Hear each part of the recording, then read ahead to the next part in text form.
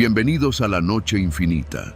Antes de comenzar, cuéntanos en los comentarios desde dónde nos escuchas y qué temáticas te gustaría que exploremos en el futuro. Leemos cada mensaje con atención y siempre tomamos en cuenta sus sugerencias para los próximos relatos. Sin nada más que decir, comencemos. No hay carretera más solitaria que la Ruta 15 al atardecer. Lo supe desde el momento en que pasamos el último retén de Pemex en Sonora y dejamos atrás los últimos rastros de civilización. Mi nombre es Iván y esto que voy a contarte me pasó hace apenas 3 meses. No hay día que no lo recuerde. Habíamos planeado ese viaje durante semanas. Andrea y yo, mi pareja desde hacía 2 años, teníamos la manía de lanzarnos a mochilear cada vez que nuestras chambas nos lo permitían. Esta vez, la idea era atravesar el desierto de Sonora en nuestra vieja camioneta Toyota modelo 98, adaptada para dormir atrás. Nuestro destino final era Bahía de Quino, pero queríamos hacerlo a lo salvaje, alejándonos de las rutas turísticas, explorando pueblos pequeños, carreteras olvidadas y tomando fotografías para el blog que Andrea tenía. La Ruta 15 era parte de ese plan. Una cinta de asfalto polvosa entre empalme y un punto que en Google Maps aparecía sin nombre, pero que alguien en un foro de Reddit había descrito como el lugar donde solo pasan los que no tienen prisa o los que no saben lo que hacen. El tanque estaba a poco más de la mitad cuando pasamos el letrero que decía próxima gasolinera en 120 kilómetros. Yo sugerí regresar y llenar el tanque, pero Andrea, como siempre, confió en sus cálculos. Tenía una app de esas que predicen el rendimiento exacto según clima, peso, inclinación del terreno y quién sabe qué más. Me reí, como lo hacía siempre. Me fié. No debía hacerlo. Pasaron las horas y el sol comenzó a bajar rápido, como si el desierto lo absorbiera de golpe. Las sombras de los cactus se alargaban sobre la carretera y la tierra se volvía cada vez más roja, seca, hostil. En ese momento la camioneta empezó a dar jalones. Primero uno, luego otro más largo, hasta que el motor se apagó por completo. ¿Qué pedo?, preguntó Andrea, mirando el tablero. ¿Se sobrecalentó? Miré la aguja del combustible. Estamos en reserva. Nos miramos en silencio. Ambos sabíamos que eso no debía haber pasado. No con la app, no con la distancia que habíamos calculado. A lo mejor se evaporó más rápido, dijo ella, sin convencerse ni convencerme. Bajamos de la camioneta, solo desierto hasta donde alcanzaba la vista. Nada de autos, nada de postes, ni siquiera alambre de púas o cercas. Solo tierra seca, piedras calientes y ese calor que no se va ni con la caída del sol. Lo intentamos todo. Sacamos el bidón vacío por si pasaba alguien y podíamos pedir un aventón. Levantamos el cofre como señal de auxilio. Incluso Andrea escribió gasolina con piedras grandes al lado de la carretera, por si algún helicóptero o patrulla pasaba. Pero no pasó nadie. El primer par de horas lo tomamos como una aventura más. El tipo de problema que después se vuelve anécdota graciosa. Jugamos cartas, comimos atún de lata, tomamos las últimas cervezas. Pero cuando cayó la noche de verdad y el frío empezó a calarnos los huesos, supimos que no iba a ser una noche divertida. Dormimos mal. Cada ruido del desierto nos sobresaltaba. Andrea decía que escuchaba pasos alrededor de la camioneta, pero yo no oía nada. Yo sí vi unas luces a lo lejos, como faros, pero nunca se acercaron. A la mañana siguiente, sin red ni combustible, decidimos caminar. 5 kilómetros hacia atrás o 20 hacia adelante, dije. Andrea dudó, pero votamos por avanzar. Caminamos con el sol directo sobre nuestras cabezas, cargando mochilas con agua y bloqueador. A las 2 horas ya no hablábamos, solo caminábamos. El silencio del desierto se metía hasta el cerebro. Empezaba a dolerme la cabeza. No había señal, no había sombra. Y de pronto, justo cuando la desesperación se empezaba a instalar, escuchamos un motor. Era un pick-up color negro, grande, de esos que parecen salidos de una película tejana. Frenó a unos metros de nosotros, levantando polvo. El vidrio se bajó lentamente. Un hombre nos observó desde el asiento del piloto. Llevaba sombrero vaquero, lentes oscuros y una sonrisa. «¿Qué hacen caminando por aquí?», preguntó. Su acento no era de por aquí, era más del norte, casi fronterizo, pero sin pertenecer a ningún lado. «Se nos acabó la gasolina», dije, aliviado. «Suban, aquí no es lugar para quedarse». En el camino, tratamos de explicarle dónde habíamos dejado la camioneta, pero él no parecía apurado por llevarnos de vuelta. «Primero vamos a mi rancho», dijo, sin consultar. Andrea me miró, incómoda. Yo también lo sentí, pero estábamos en medio de la nada, y ese tipo era nuestra única opción. El rancho estaba a unos 20 minutos de camino por una brecha sin nombre, rodeado de alambre oxidado, con una casa de 2 pisos hecha de ladrillos grises. Afuera había un taller improvisado, un bidón de gasolina y 2 perros atados con cadenas que no ladraban, solo observaban. «Pásenle», dijo el hombre. Dentro había más gente, un par de hombres más, una mujer joven que no hablaba y un anciano sentado en una mecedora. Nadie parecía sorprendido de vernos. Nadie preguntó nada. Nos ofrecieron agua y pan dulce. Lo tomamos. «¿Y nos podrían ayudar con algo de gasolina? Podemos pagar», dijo Andrea. Uno de los hombres rió, pero fue una risa seca, sin alegría. «Claro que sí, solo hay una condición». Nos miramos. «¿Condición?» «Sí. Si quieren salir de aquí con gasolina, tendrán que hacer algo por nosotros». Silencio. «¿Qué cosa?» «Nada que no hayan hecho antes», dijo el hombre que nos trajo. «Solo es trabajo, trabajo sencillo». Y entonces lo dijeron. Nos llevaron al sótano de la casa. El aire ahí era denso, húmedo, extraño. En una mesa había documentos, pasaportes, fotografías. «Van a ayudar a unos amigos nuestros a cruzar la frontera». Creí que era una broma. Andrea no decía nada. Uno de los hombres sacó un mapa, una lista de nombres, instrucciones detalladas. No estaban jugando. «¿Y si decimos que no?» «Entonces tendrán que quedarse. Nadie los busca. Nadie sabe que están aquí». Mi corazón se apretó. Esa noche no dormimos. Andrea lloró en silencio. Yo no pude dejar de pensar en los perros afuera, en las cadenas, en el aire caliente y pesado del sótano. Nos tenían, y lo sabían. Pasaron 2 días. Comimos con ellos. Fingimos cooperación. Hablábamos lo justo.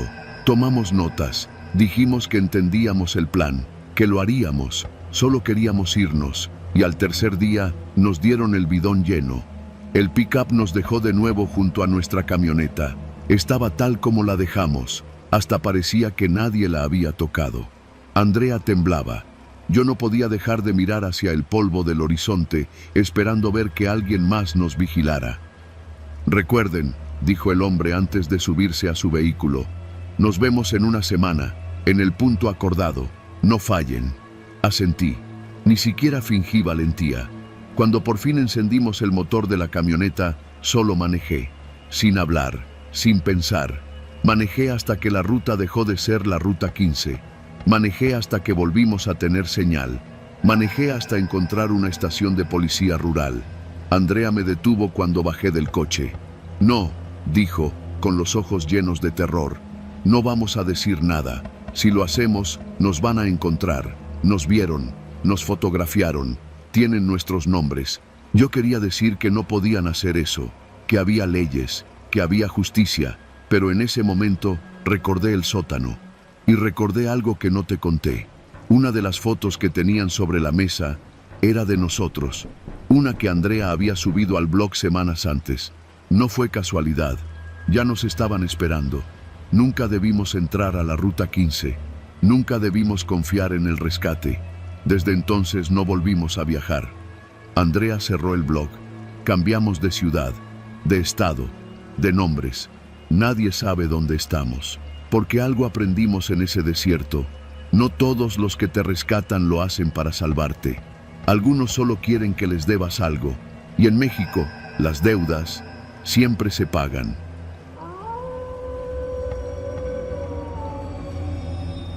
No sé cuántas veces me he arrepentido de aceptar ese viaje. Lo único que tenía en mente cuando firmé como suplente del chofer fue juntarlo de la mensualidad de mi casa. Nada más. Un fin de semana largo, turistas alegres, playa. ¿Qué podía salir mal?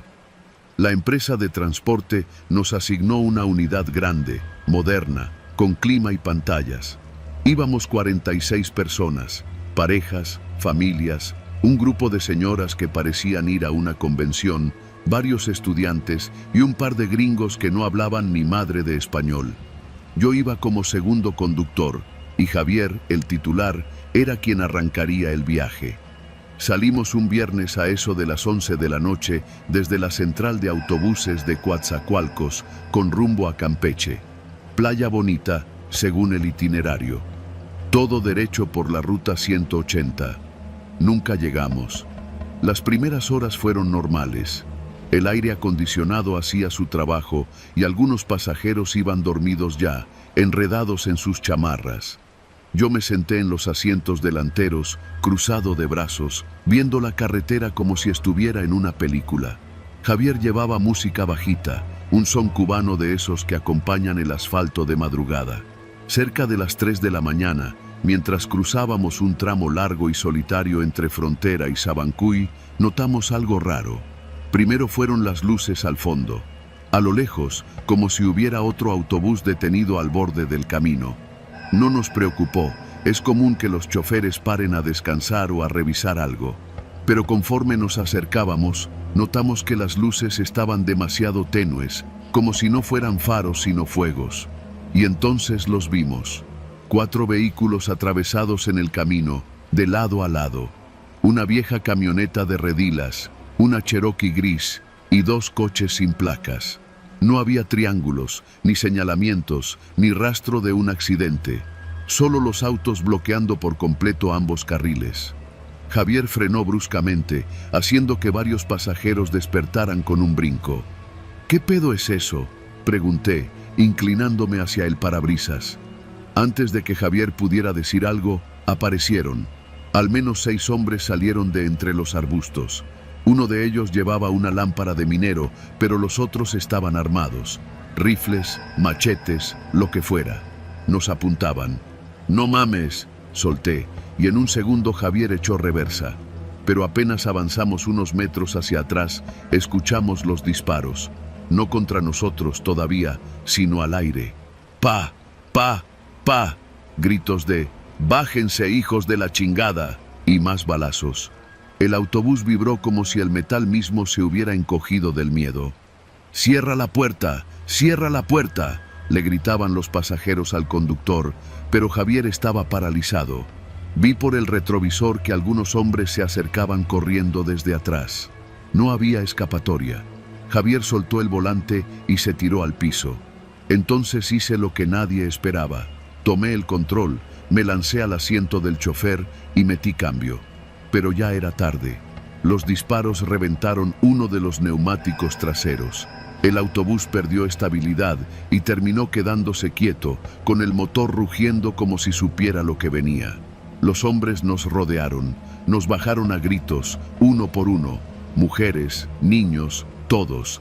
No golpearon a nadie, pero la amenaza era clara. Nos formaron junto a la carretera, en fila, como si fuéramos ganado. Yo tenía los dientes apretados, el corazón haciendo eco en las costillas. Vi a una de las señoras santiguarse y a un muchacho abrazar a su novia con una desesperación que no parecía tener edad. Uno de los hombres nos dijo, sin rodeos: «Los que corran se mueren, los que griten también».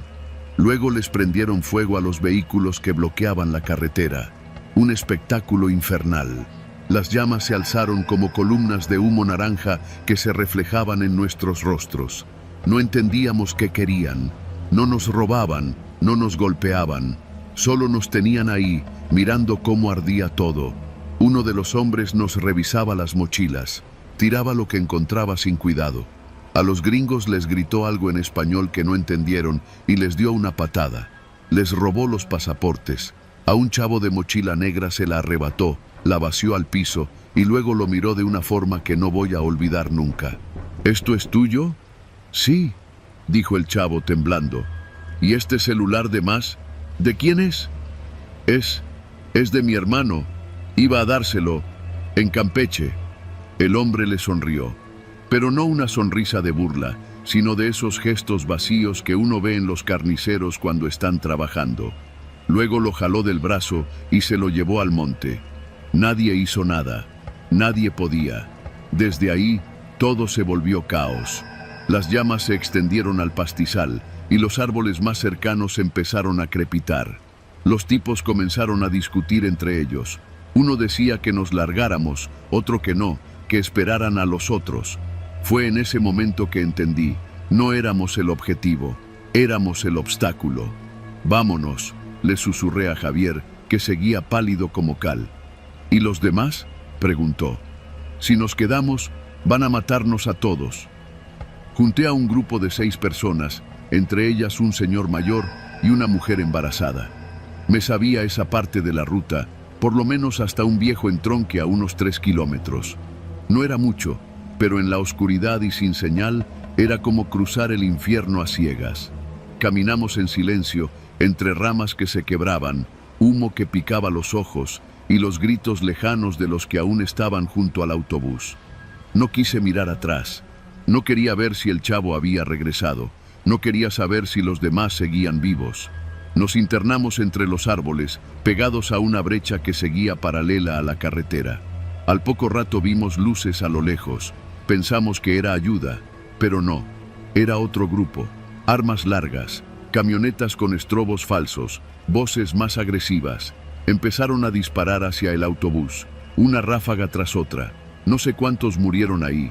Lo que sí supe fue que, en ese momento, todos corrimos. Caminamos por horas, sin rumbo. El señor mayor se desmayó. La mujer lloraba bajito. Javier no decía una palabra. Yo solo pensaba en mi hija, en su uniforme de secundaria colgado en el perchero de mi casa. Cerca del amanecer, llegamos a un poblado. No sé cuál era. Había perros flacos, gallinas y un puesto de tamales que parecía fuera de lugar, como si la tragedia de la noche anterior no existiera ahí. Fuimos a la comisaría. No nos creyeron al principio. Decían que estábamos exagerando, que era imposible que nadie hubiera escuchado nada, que la ruta estaba limpia. Pero al mediodía llegó la noticia. Un autobús turístico había sido incendiado en la ruta 180, con varios pasajeros desaparecidos. Nunca supe cuántos sobrevivieron. La empresa me dio de baja temporal mientras investigaban, pero no regresé a trabajar, ni como chofer ni como nada. Desde ese día no puedo ver una carretera sin pensar en los gritos, en las armas, en el fuego, en los ojos vacíos del chavo de la mochila negra. Si algo aprendí esa noche es que el verdadero terror no tiene forma de fantasma ni aparece en espejos. El verdadero terror lleva pasamontañas, dispara sin temblar y sonríe mientras te apunta.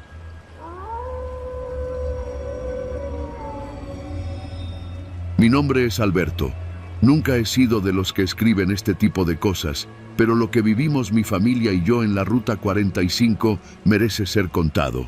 No para provocar miedo por el morbo, sino para que, si alguna vez alguien más se encuentra en una situación parecida, sepa que hay cosas de las que nadie te enseña cómo escapar. Todo comenzó 2 semanas después del sismo que sacudió San Luis Potosí. Aunque la prensa solo mencionó daños menores, las carreteras federales sufrieron más de lo que se dijo. Nosotros íbamos huyendo del caos de la ciudad de León, donde las noticias de saqueos, fallas eléctricas y escasez de agua nos empujaron a tomar la decisión de salir. Mi esposa, mi hija de 8 años y yo llenamos el coche con lo básico y decidimos dirigirnos al rancho de mis suegros en Fresnillo, Zacatecas. Era domingo por la tarde.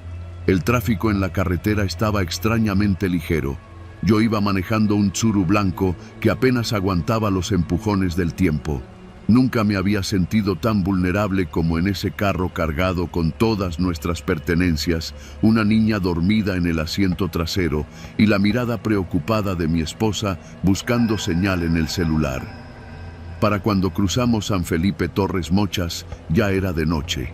La carretera era un corredor de oscuridad sin fin. Ni un solo auto, solo los faros de nuestro coche arañando la negrura. ¿Y si tomamos el atajo por el Tule?, preguntó Sandra, mi esposa. Me quedé en silencio. El GPS marcaba una desviación hacia un camino que bordeaba la sierra, recortando al menos media hora del trayecto. Dudé. Pero el miedo a quedarnos sin gasolina y lo poco que conocía del camino me empujaron a girar. No tardamos en notar que algo estaba mal. El pavimento estaba agrietado, con hundimientos leves. Las líneas de la carretera desaparecían por tramos y los postes de luz estaban torcidos o completamente apagados. El paisaje era puro cerro, piedra y silencio. Fue entonces cuando pasó. El suelo vibró. No fue un temblor grande, no lo suficiente como para derribar algo, pero sí lo bastante intenso para que el coche saltara en seco y perdiera el control. Lo siguiente fue un chirrido de neumáticos, los gritos de mi esposa, mi hija despertando llorando, y la caída.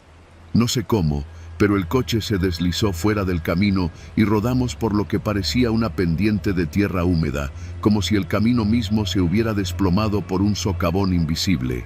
El mundo se convirtió en un remolino de vidrios, golpes sordos y oscuridad.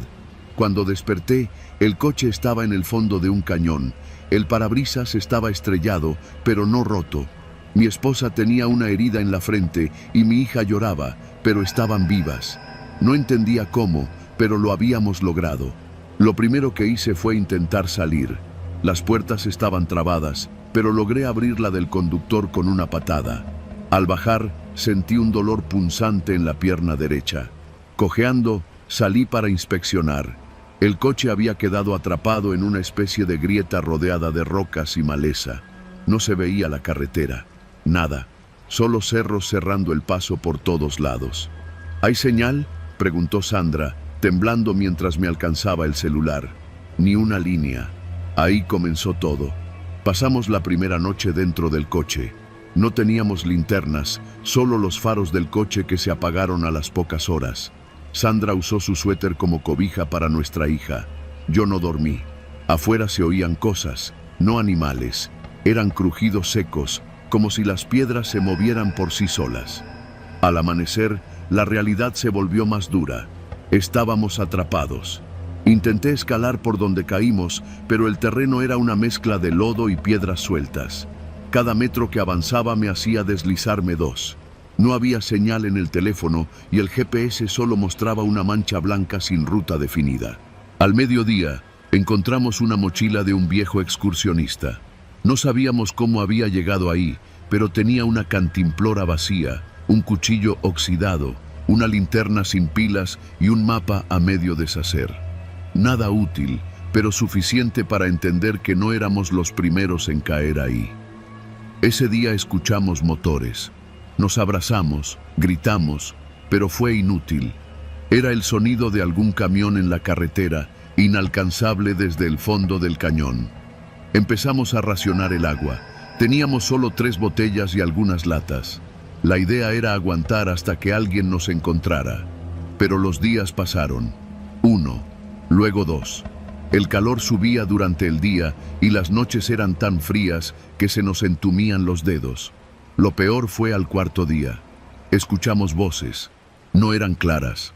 A lo lejos, entre los cerros, se oían risas, una especie de murmullo colectivo, como si alguien contara chistes que no alcanzábamos a entender.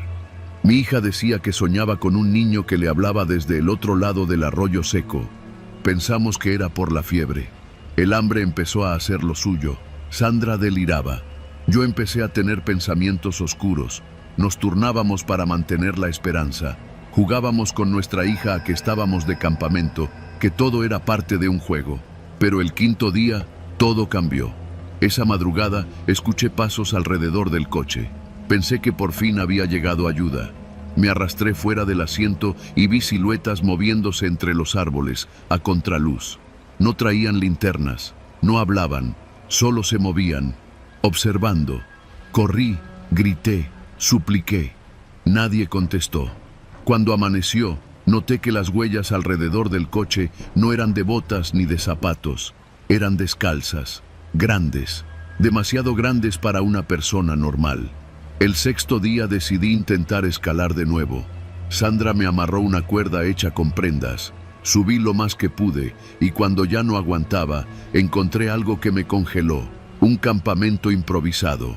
Lonas, latas oxidadas, huesos, no animales, humanos, con marcas de haber sido quebrados a propósito. No me quedé a averiguar más. Bajé como pude y esa noche le dije a Sandra que si alguien no nos encontraba pronto, teníamos que intentar salir a pie. Ella solo asintió, sin hablar. Ya no hablaba mucho. El 7º día nos fuimos. Dejamos el coche con una nota escrita en cartón por si alguien más llegaba. Cargamos a nuestra hija y comenzamos a caminar siguiendo el lecho seco del arroyo. Ese fue el día más largo de mi vida. Pasamos por túneles formados por rocas, zonas de arbustos secos y laderas que parecían tragarnos con cada paso. A lo lejos siempre se oía lo mismo: pasos, murmullos, risas apagadas. No eran animales, no eran humanos, no sé qué eran. Nunca los vimos, pero sabíamos que estaban ahí. Al caer la tarde, vimos una luz. No era la salvación. Era un tráiler volcado en el fondo de otro cañón, a medio kilómetro de nosotros. No había nadie dentro, pero había radio. Una radio de corto alcance, que por milagro aún tenía batería. Grité por ayuda durante horas. Nadie respondió. Hasta que, cerca de la medianoche, alguien contestó. Ruta 45, kilómetro 127. ¿Me copias? Lloré. Nos rescataron al día siguiente. Helicóptero, Cruz Roja.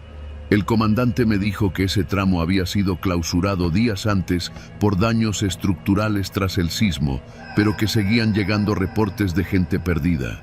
Que éramos los primeros en salir con vida desde ese punto.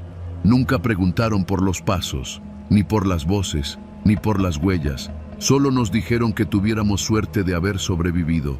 Hoy vivimos en Aguascalientes. Aún sueño con ese lugar. Mi hija duerme con la luz encendida. Sandra no ha vuelto a hablar del tema. Y yo, cada vez que alguien menciona la Ruta 45, solo puedo pensar en las risas, en la oscuridad y en lo que quedó atrapado allá abajo. Porque aunque salimos del cañón, no todo de nosotros logró escapar.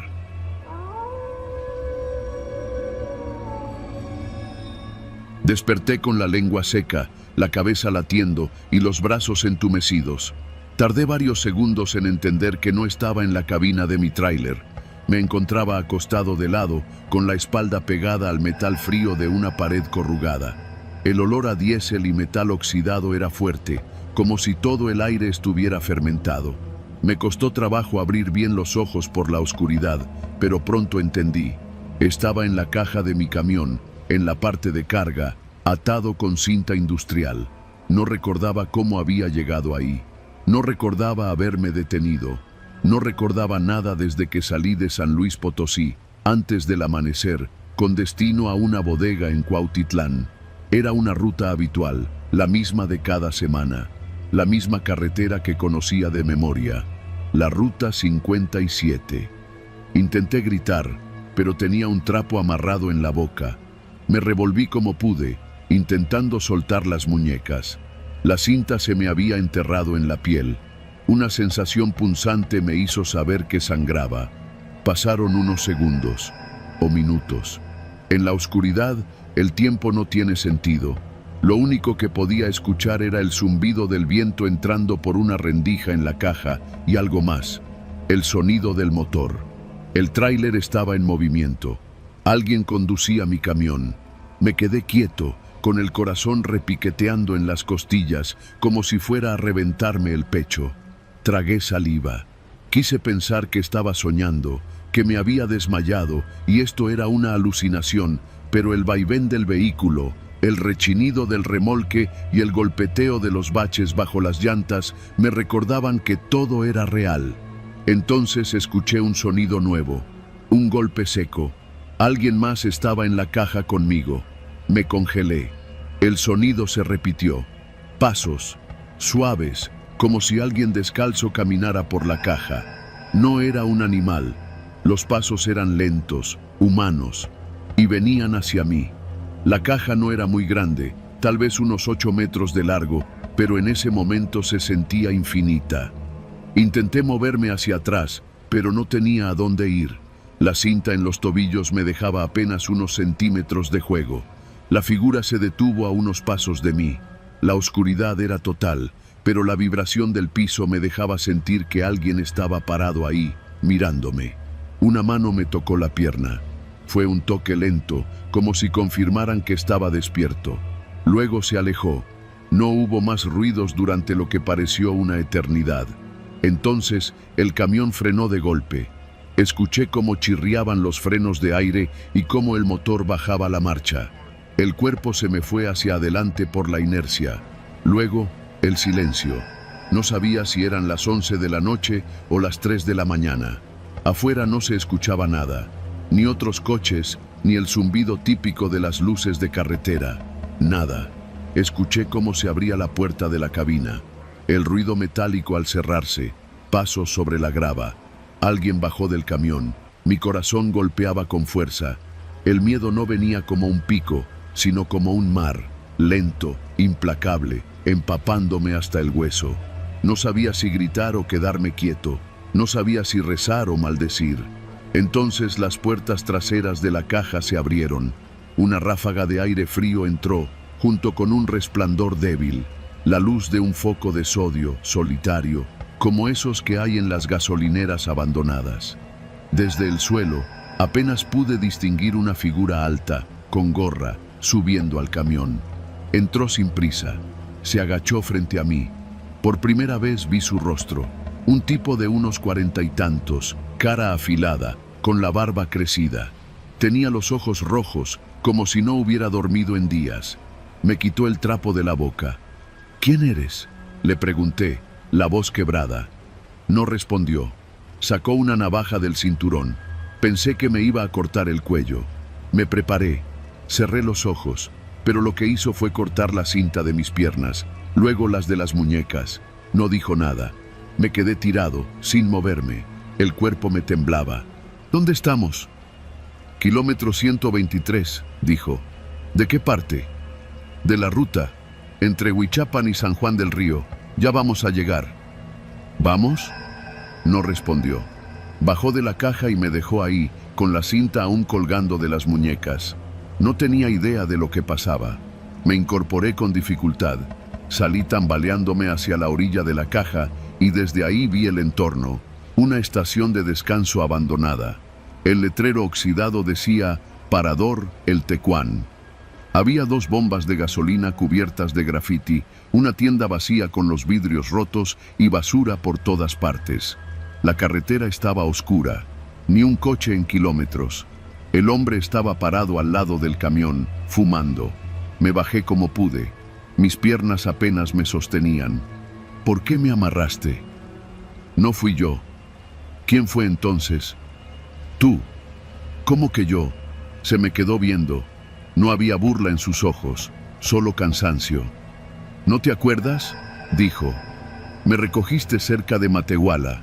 Me dijiste que querías compañía para no dormirte. Íbamos platicando bien, todo tranquilo, pero de pronto te pusiste raro. Te callaste. Luego paraste en seco en medio de la carretera. Te bajaste sin decir nada, diste la vuelta al tráiler y me apuntaste con una pistola. Me quedé sin palabras. No supe qué hacer. Me bajé del camión con las manos en alto. Tú estabas, no sé, como ido. Me dijiste que alguien nos venía siguiendo, que había un hombre escondido en la caja.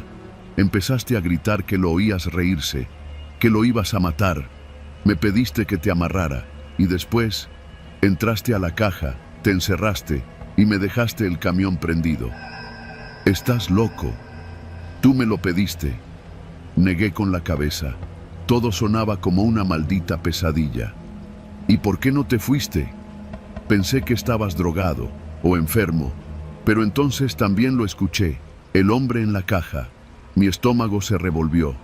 ¿Lo viste? No. ¿Y tú no me hiciste nada? ¿Cómo te iba a hacer algo si tú me encerraste?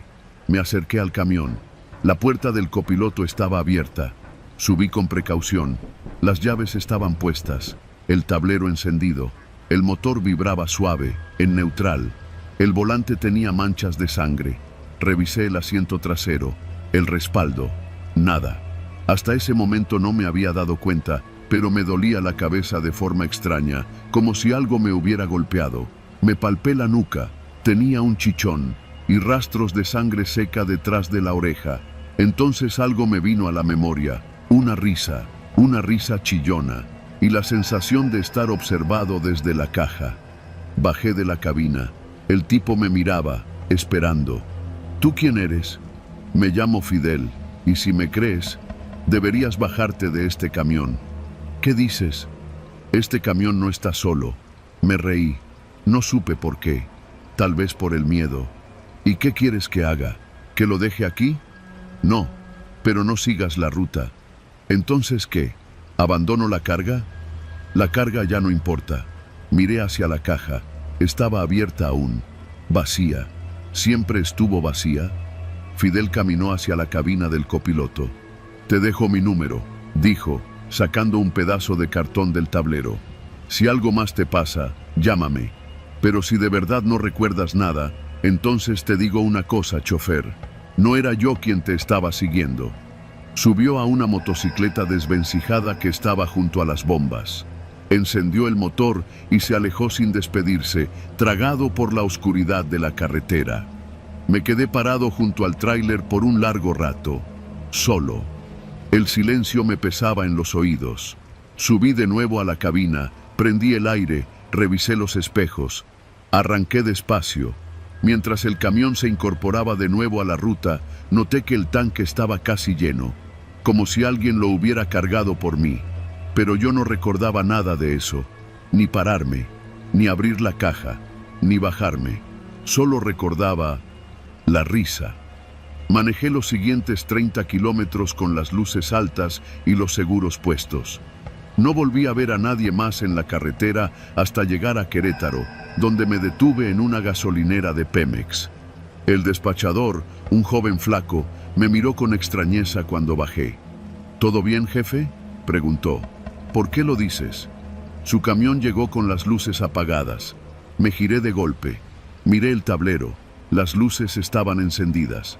Debe haber sido un error del sensor, le dije, pero ni yo me creí. Esa noche no dormí. Llamé al número del cartón. No existía. Me dijeron que no estaba asignado. Desde entonces, dejé de tomar la ruta 57 de noche. Y no, nunca volví a ver a Fidel.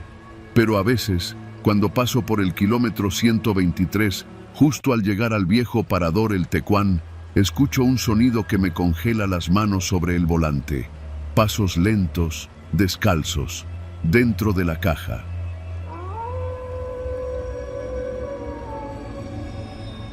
Yo tenía 21 años cuando pasó todo eso. Era el más joven del grupo, el más pendejo también, si me preguntas hoy. A esa edad crees que eres inmortal arriba de una moto, sobre todo cuando andas con amigos que se sienten igual. Éramos 5, el Chino, Luis, el Polo, Ernesto y yo, Alan.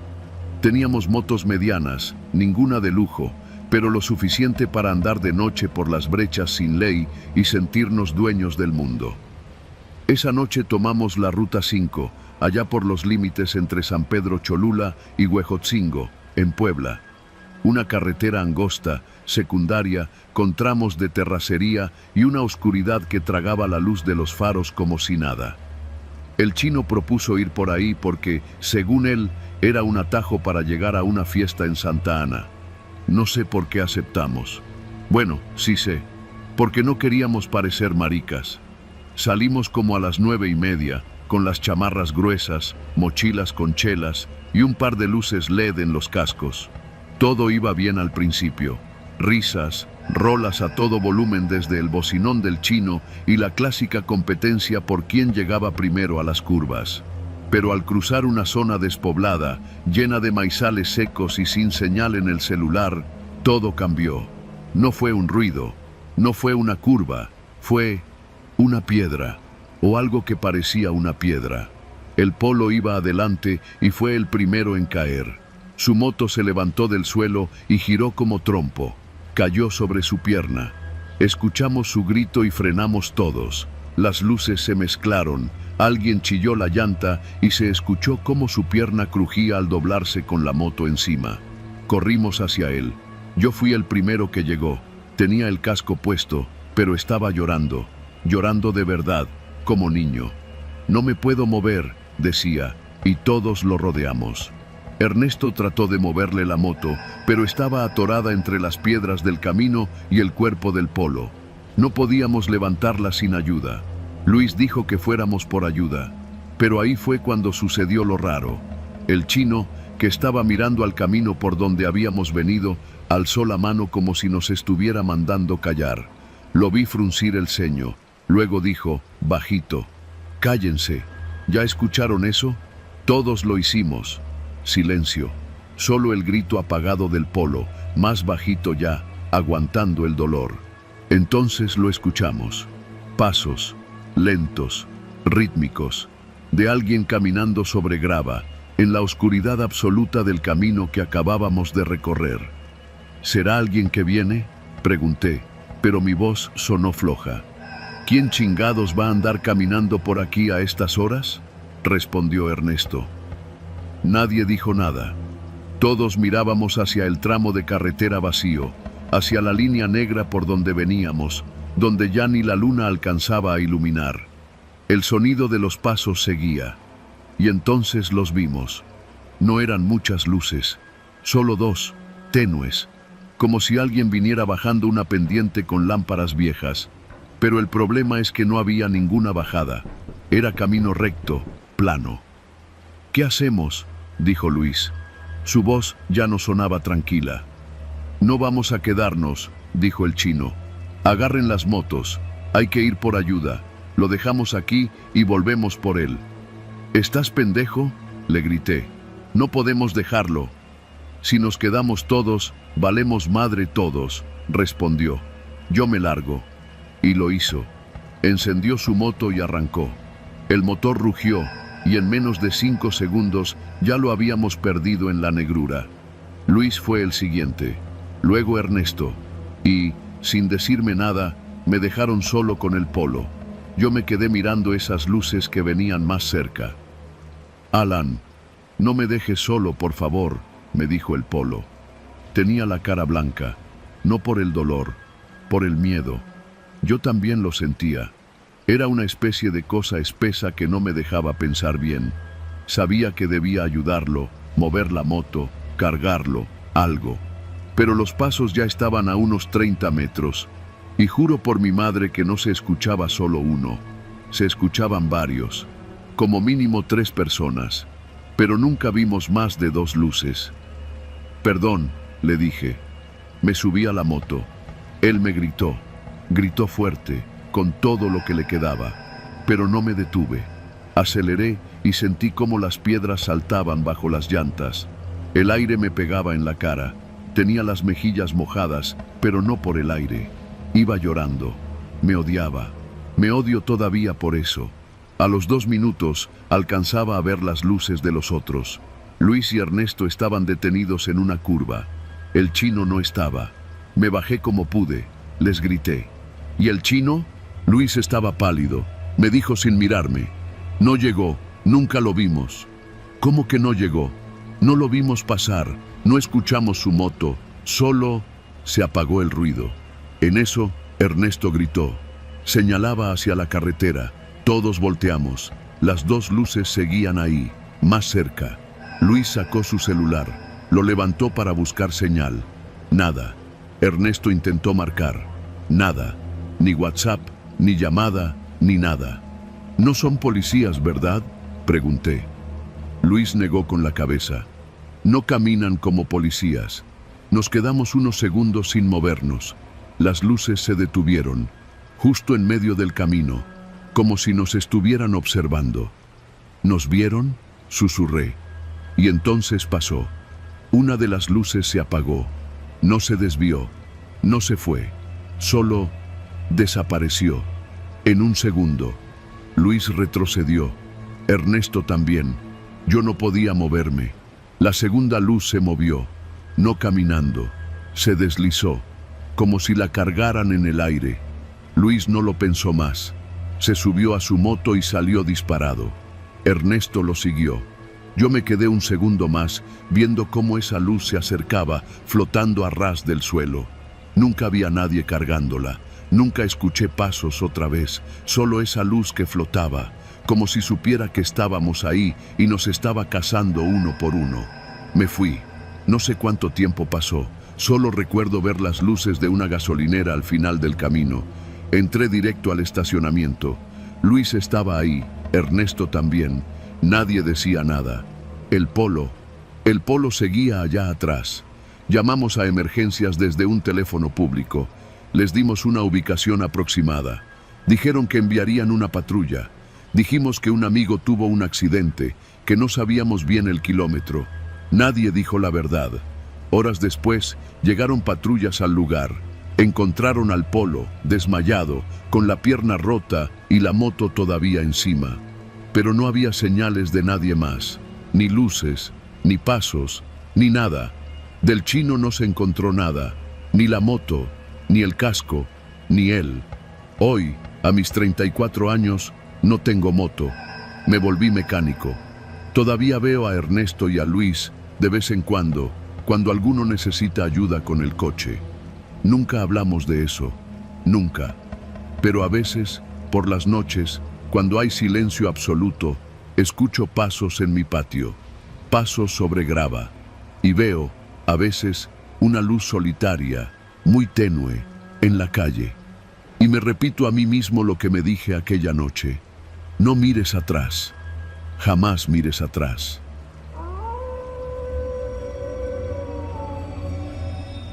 Me llamo Rebeca Guzmán. Tengo 38 años, soy médica general y trabajo en una clínica del IMSS en Ciudad Altamirano, Guerrero. Vivo en Toluca. Suena a locura, lo sé, pero desde hace un año hago ese trayecto cada semana. Bajo los domingos por la noche y regreso los viernes por la tarde, o eso intento. Ya me aprendí de memoria cada curva de la Ruta 134. Ese camino que serpentea entre cerros húmedos, neblina y camionetas de redilas. Esa noche salí más tarde de lo normal. Había una tormenta en Altamirano y se retrasó todo, las consultas, los taxis, hasta la cena. Me subí a mi coche, un Versa viejo que todavía se defiende, pasadas las 10 de la noche. No era lo ideal, pero necesitaba llegar a casa. Mi hijo menor tenía festival escolar el sábado y no pensaba perdérmelo. El primer tramo lo hice sin problema, pero después de pasar Zihuatanejo de Azueta, me atrapó una niebla espesa que me obligó a bajar la velocidad. No veía más allá de 5 metros. En el asiento del copiloto llevaba un termo con café y un paquete de galletas saladas. Iba sola. Siempre voy sola. En algún punto perdí la señal del celular. Los que conocen la Ruta 134 saben que no hay mucho margen para errores. Hay barrancas que parecen no tener fondo y tramos donde la curva se traga la línea amarilla como si fuera papel quemado. Me mantenía concentrada, con la música apagada. Solo el sonido del motor y los limpiaparabrisas. Faltando unos 15 kilómetros para el Salitre, el coche comenzó a dar jalones. Pensé que era el filtro de gasolina otra vez. Le metí primera, después segunda, y nada. Se apagó. Me orillé como pude en un espacio diminuto al lado de la carretera. Era imposible ver si había alguna pendiente, pero no quería arriesgarme a que otro auto me embistiera.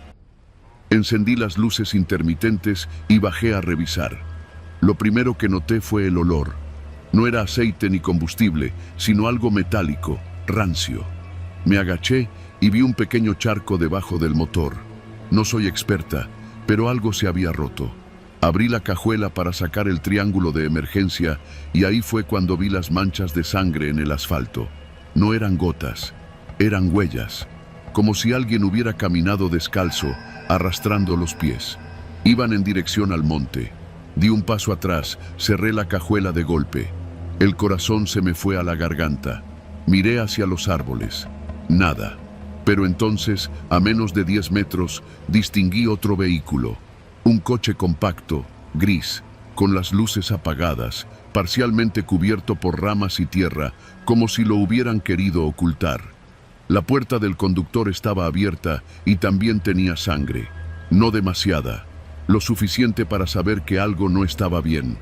Me acerqué con el celular en alto para usar la linterna. En el interior no había nadie, solo una bolsa negra abierta en el asiento trasero con papeles regados. Me asomé y vi un gafete. Gabriela Ortega, agente de ventas, grupo farmacéutico. Lo demás no lo pude leer. Había sangre en el gafete también. Retrocedí. Quería pensar que era un accidente, que alguien se había lastimado y buscó ayuda. Pero, ¿por qué abandonar el coche así? ¿Por qué esa sensación de que algo me observaba desde el monte? Volví al mío. Intenté encenderlo otra vez. Ni un suspiro del motor, solo silencio. Decidí no quedarme ahí. Tomé una linterna que guardo en la guantera y eché a andar por la carretera en busca de señal o ayuda. Caminé con cuidado por la orilla. A un lado, monte cerrado. Al otro, el abismo. El frío comenzó a calar. Escuchaba insectos, viento, algún perro a lo lejos, y entonces escuché algo más. Un grito, lejano, de mujer, no de susto, sino de dolor. Uno que se corta de pronto, como si alguien le hubiese tapado la boca. Me paralicé. El grito vino de abajo, de la barranca. Me acerqué al borde con cautela, alumbrando con la linterna. No se veía nada, solo árboles y una oscuridad densa.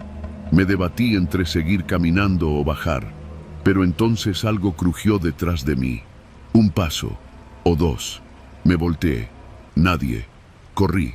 No sabía si hacia adelante o hacia atrás, solo corrí. El corazón en la garganta, los pulmones pidiendo aire, las piernas temblando. Tropecé y me raspé la rodilla. Me levanté sin mirar. Solo quería alejarme del coche, del otro vehículo, de todo. A los pocos minutos encontré señal. Llamé al 112, pero no entró. Luego intenté con mi hermano. Nada. La señal se iba y venía. Me resigné a seguir caminando. Fue entonces cuando vi las luces de una patrulla venir de frente. Le hice señas desesperada. El agente se bajó de inmediato, apuntándome con una linterna. ¿Está bien, doctora? ¿Cómo sabe que soy doctora? Su coche, respondió, señalando hacia atrás. Lo vimos. Está con las luces intermitentes. Intenté explicarle todo atropelladamente. El auto gris, las manchas, el gafete, el grito. Me escuchó con atención, pero sin mostrar expresión. Lléveme a la comandancia. Llamen a la guardia. Hay alguien allá abajo, insistí. Claro, súbase, dijo, abriendo la puerta trasera. Lo hice. En cuanto cerré la puerta, noté que no tenía manija por dentro.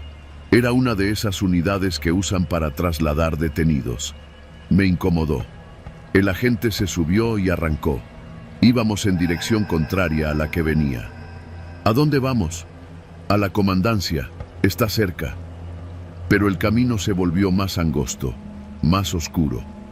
¿Está seguro que vamos bien? No respondió. Me incliné para ver el tablero. La patrulla no tenía número visible, no tenía radio, no tenía nada. Deténgase, le dije. Silencio. Intenté abrir la puerta. Seguía sin manija. Le estoy diciendo que se detenga. Entonces lo vi sacar algo de su cinturón. Un trapo, humedecido. Usted no está bien, doctora. Está alterada. Me tiré hacia el otro extremo del asiento, pateando la puerta. ¡Ayuda! ¡Auxilio! El tipo giró la cabeza hacia mí con una calma escalofriante. Deje de gritar, nadie la va a oír aquí.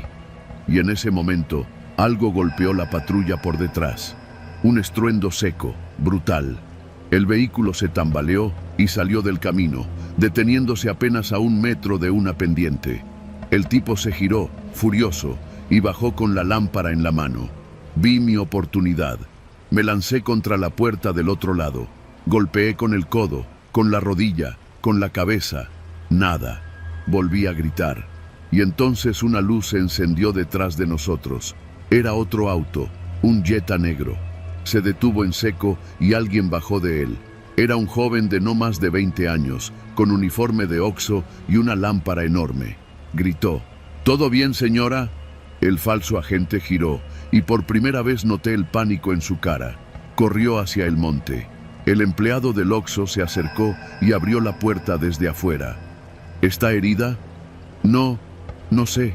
Gracias. ¿Cómo me encontró? Vi su coche en la curva y después la patrulla apagada. Algo no me cuadró. Trabajo en el Oxxo de Polixtepec. Tengo turnos hasta tarde. Llamó a la policía de verdad. En menos de media hora llegaron agentes y una ambulancia. Revisaron ambos vehículos. El auto gris tenía reporte de robo. Dentro encontraron sangre y una bolsa con identificaciones. El gafete era real. Gabriela Ortega estaba desaparecida desde 2 días antes. En la cajuela del auto de mi atacante encontraron guantes quirúrgicos, esposas y un teléfono con múltiples mensajes sin responder de números distintos, la mayoría con nombres de mujeres. Yo estaba en shock, pero viva. Me quedé esa noche en una clínica de Iguala. Dormí con las luces encendidas. Al día siguiente me llevaron de regreso a Toluca en una unidad oficial. No volví a manejar sola por esa carretera.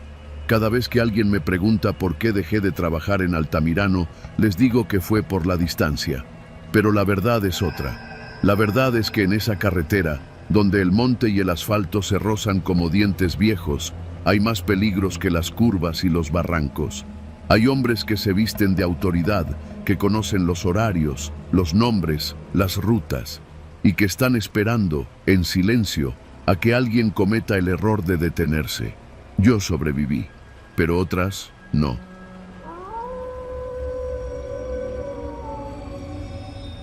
No sé por qué me aferré tanto a la idea del viaje auténtico. Supongo que quería sentir algo más allá de lo cómodo. Había leído sobre la Ruta 190, una carretera que serpentea entre montañas, pueblos polvorientos y valles que parecen detenidos en el tiempo. Me dije que, en vez de reservar hoteles, intentaría algo diferente: couchsurfing. Dormir en casas de gente local, compartir sus comidas, escuchar sus historias. Fue así como conocí a Pedro y su familia. El perfil era sencillo: familia en la sierra, casa rústica, comida oaxaqueña, historias para compartir. Las fotos mostraban una construcción de adobe con tejas rojas, una hamaca entre árboles secos, una mujer mayor sonriendo con un comal en las manos. Me atrajo de inmediato. Les escribí. Me respondieron en pocas horas. Estás invitado. Aquí siempre hay lugar para uno más, decía el mensaje, firmado simplemente Pedro. Salí de Oaxaca una mañana fresca. Llevaba mi mochila con ropa ligera, una libreta para notas y el teléfono con el mapa descargado. Después de varias horas de curvas, baches y calor sofocante, llegué a un entronque sin señalización. Según el mapa, debía tomar un camino de terracería hacia un pueblo llamado San Pedro Nduayaco. Nunca lo había escuchado. Una hora más tarde, con las piernas entumidas y el estómago vacío, llegué. No era un pueblo, era más bien un conjunto de casas diseminadas sobre una loma, sin tiendas, sin tráfico, sin escuela visible. Todo parecía detenido. Una mujer delgada, con el rostro curtido por el sol, me esperaba frente a una casa de adobe. Tenía una expresión neutra, casi ausente. ¿Pedro?, pregunté bajando la mochila. Mi hijo, ahorita baja del cerro. Pasa. La casa era oscura, con muebles de madera rústica, un altar lleno de veladoras apagadas y un penetrante olor a maíz fermentado. Me ofreció una silla, un vaso con agua de panela y un silencio que pesaba. Afuera, niños jugaban sin hablar. Solo se escuchaba el zumbido de los insectos y a lo lejos un tambor suave, casi imperceptible. Pedro llegó cuando caía la tarde. Era más joven de lo que imaginaba, quizás unos 25 años. Moreno, huesudo, con una voz tranquila pero firme. ¿Vienes de la ciudad?, me preguntó, sin presentarse. De Oaxaca. Ando viajando, buscando conocer más allá de lo turístico. Pedro asintió. No dijo nada más. Esa noche cenamos frijoles con tortilla, queso fresco y café negro. Nadie hablaba durante la comida. Cada quien masticaba mirando al plato. Cuando intenté romper el silencio con alguna anécdota, Pedro me miró fijo y dijo: Aquí no se habla en la mesa. Dormí en un catre junto a la cocina. No había ventanas, solo un hueco en la pared por donde entraba el viento del cerro. Durante la madrugada me despertaron unos murmullos. No eran voces normales. Era como un rezo repetido en voz baja, en otro idioma. Me acerqué a la rendija. Vi sombras, figuras moviéndose en el patio, todas en círculo. Mujeres, niños, incluso ancianos, todos con los ojos cerrados. Pedro, en el centro, hablaba en ese idioma seco, gutural, como si invocara algo. Volví a la cama. Intenté dormir. No pude. Al amanecer, la casa estaba vacía. Salí al patio. Había rastros de ceniza formando un círculo negro en la tierra. Pedro apareció cargando leña. ¿Descansaste? Sí, mentí. Hoy toca ceremonia. No salgas del patio, dijo sin mirarme. Intenté preguntarle más, pero me ignoró. La madre preparaba una especie de bebida espesa con maíz morado y algo que parecía ramas secas. Le pregunté qué era. No respondió. El resto del día nadie volvió a hablarme, ni los niños. Caminaban descalzos por los senderos sin gritar, sin reír. Solo existían, como si obedecieran algo invisible. Esa noche me encerraron, literalmente. Cuando intenté salir a estirar las piernas, la puerta estaba cerrada con una tranca por fuera. Golpeé, llamé a Pedro. Nadie respondió. A través de la rendija, vi que se reunían otra vez en el patio. Esta vez llevaban algo en las manos, velas encendidas. Pedro sostenía una figura de barro con una cara lisa, sin rasgos. Todos lo miraban con devoción. Los cánticos empezaron de nuevo. Da Anushina, repetían. Vi algo que me heló la sangre. Al fondo del círculo había otra figura, idéntica a mí. Mis botas, mi mochila, mi chamarra. Una figura inerte, pero con mi silueta exacta. La estaban presentando. Pedro la roció con esa bebida morada y todos se inclinaron. No podía respirar. Comencé a golpear la puerta gritando. Nadie me escuchaba. O peor, me escuchaban, pero no les importaba. Me escondí debajo del catre. Esperé horas. Los cánticos cesaron. Alguien desatrancó la puerta. No salí. Escuché pasos dentro de la casa. Alguien se sentó junto a mi catre. Era Pedro. No debiste ver eso. Su voz era serena, más aterradora que si hubiera gritado. Mañana te vas, nadie te hará daño, pero aquí no vuelves a hablar de lo que viste. Nunca. No respondí. No podía. Amaneció. Pedro me dio una bolsa con pan y un poco de queso. Caminé sin mirar atrás. No pedí explicaciones. Llegué a la carretera tras horas de andar entre veredas y piedras.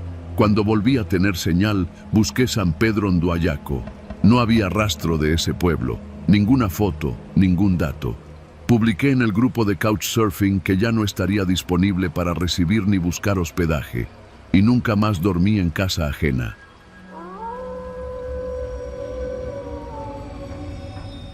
A veces, uno no se da cuenta del momento exacto en que todo se va al carajo, pero yo sí. Fue en el preciso instante en que abrí esa mochila negra, olvidada en el asiento trasero de mi coche, a mitad de la madrugada, frente a un Oxxo, en la carretera libre entre Puebla y Atlixco. Me llamo Rebeca, 27 años. Trabajo como representante de ventas para una farmacéutica y por razones que todavía no me explico, aquella noche decidí no quedarme en el hotel que pagaba la empresa. Preferí manejar de regreso a casa. No era tan tarde, aún no daban las 11 y yo me sentía despierta, acelerada. Además, acababa de terminar una comida de trabajo de esas pesadas, donde te la pasas sonriendo por compromiso y fingiendo que te cae bien todo mundo. Tenía el tanque medio lleno, llevaba café en un termo y buena música en la playlist. Todo pintaba bien. La carretera estaba tranquila y a esa hora, el calor sofocante del día por fin se había ido. Conduje por poco más de media hora sin problemas. A lo lejos se veía la silueta del Popocatépetl bajo la luz de la luna, como una sombra gigante custodiando la noche. Tuve que hacer una parada técnica en un Oxxo a la orilla de la carretera. Estaba vacío, como era de esperarse. El tipo que atendía apenas si levantó la mirada mientras compraba una botella de agua y una barra de chocolate. Salí rápido. Al abrir la puerta del coche para meter mis cosas al asiento trasero, noté algo que no recordaba haber puesto ahí. Una mochila, negra, de lona, sucia, con manchas que parecían barro seco. Al principio pensé que era de mi papá. A veces me prestaba su auto cuando el mío estaba en el taller. Pero esa noche yo conducía mi coche, no el suyo. Me quedé congelada por un segundo. Miré a ambos lados, al estacionamiento vacío, a la tienda iluminada por sus fluorescentes zumbantes. No había nadie, nadie cerca. Sentí esa punzada en el pecho, esa alarma interna que suena cuando algo no cuadra. Me acerqué, abrí la puerta trasera y con la mano temblando un poco, abrí la cremallera de la mochila. Lo primero que noté fue el olor. No lo olí de inmediato, pero al abrir apenas unos centímetros, el hedor me pegó de lleno. Era ácido, podrido, denso, inconfundible. Cerré la mochila de golpe y la aventé al piso del coche, jadeando. No quería pensar en lo que había ahí dentro, pero ya lo sabía. No hacía falta verlo todo. El olfato no engaña. Mi cuerpo actuó antes que mi mente. Abrí la puerta del conductor, metí la llave, encendí el coche y salí disparada del lugar como si algo me persiguiera. Conduje sin dirección, sin pensar. La carretera era un túnel oscuro que me tragaba. Los faros alumbraban apenas unos metros por delante. Los dedos me temblaban sobre el volante, la boca seca.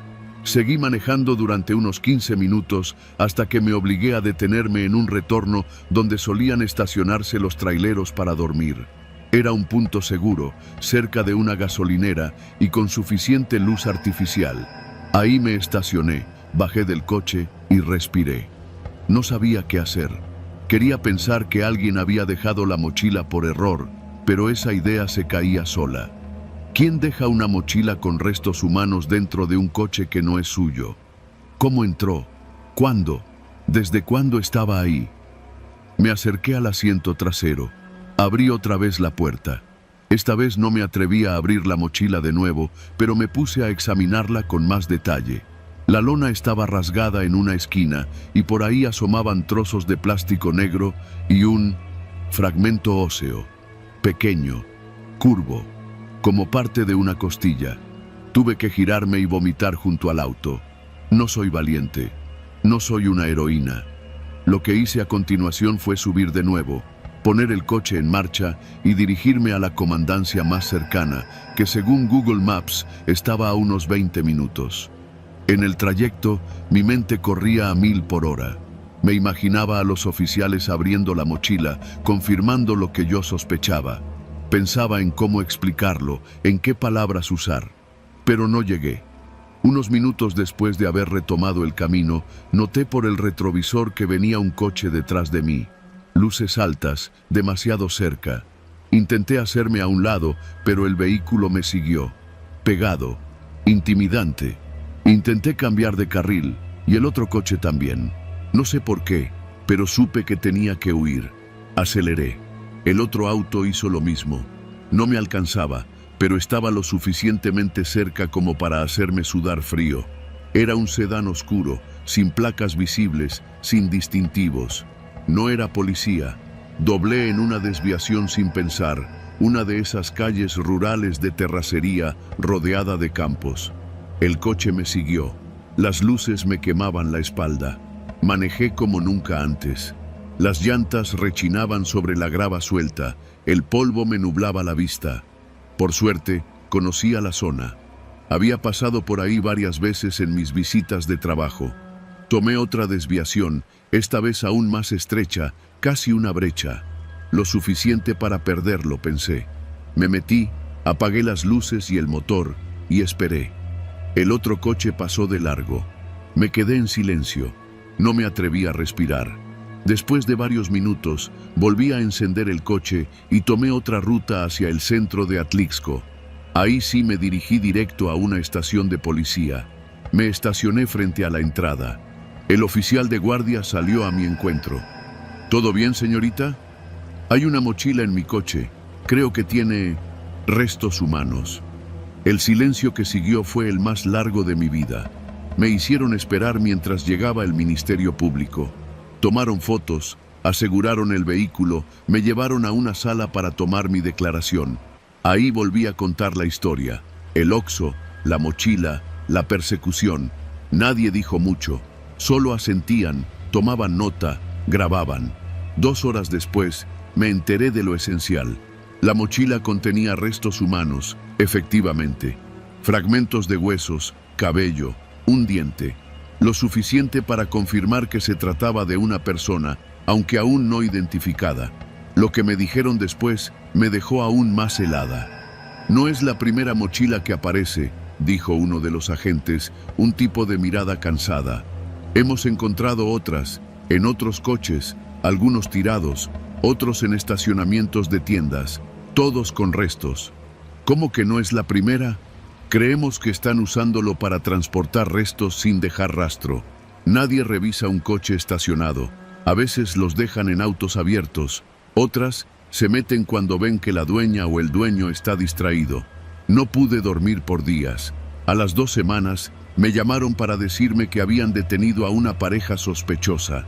Tenían videos de seguridad de un estacionamiento en Puebla, donde se veía a un hombre forzando la puerta trasera de mi coche. Coincidía con la hora en la que yo estaba comiendo con el cliente. Nunca me di cuenta. Nunca lo escuché. La mochila fue puesta ahí a propósito. Yo fui solo un medio. Nunca me enteré de la identidad de la víctima. Tampoco quise saberlo. Solo sé que desde esa noche dejé de confiar en la rutina, en la seguridad de lo cotidiano. Aprendí que basta un segundo, un descuido, para que alguien convierta tu coche en un vehículo de muerte. Y que el miedo, el verdadero, no se siente con fantasmas ni leyendas. Se siente cuando entiendes que estuviste muy cerca de convertirte en otra historia más, una que quizás nadie habría contado.